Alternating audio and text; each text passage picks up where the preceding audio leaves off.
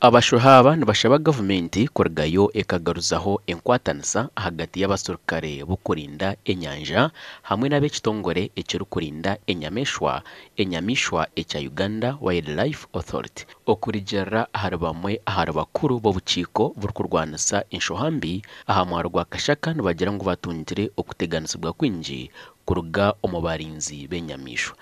Icyo ni ikizibu cy'amani abanyabakomiti z'abamuko kuzayo shanga y'abasirikare umwe bariyo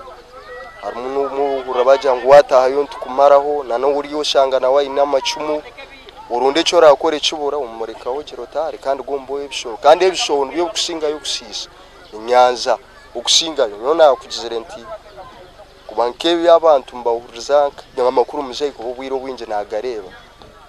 kagizire ngo umuntu w'icyoba mu watakira fe no kufa yagumetyo government etayonjiremo amani kutusagika tukagira amani nete kuba kuri kutaho mpaka tukatambese twarwanisha bari kusoha kubi incha mansa ngo haza ko yongerewe imyaka 3 misho abantu batakine cyakuri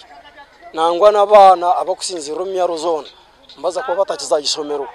bakuremo kusoma cyakurenziza kubura mbweno ebyange bikwaterene Nyanza nibiza kuba byatwazibwa kubimunonga atakuza kurugayo bantu bomugaso. Kapiteni Julius Ankunda uri kujuranizibwa okurwanisa enshohambi aha Nyanja ya Edward George hamwe n'akazinga cyano nagira ngo abasirikare bo kurwanisa enshohambi baba batine buciko nibatunga okuteganisibwa kugeza huko birusya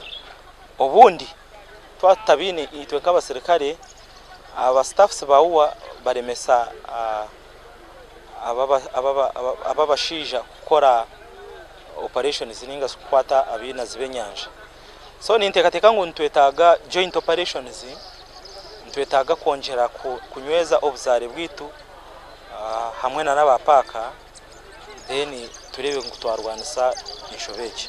So while we do patrols, we also look for illegal fishermen.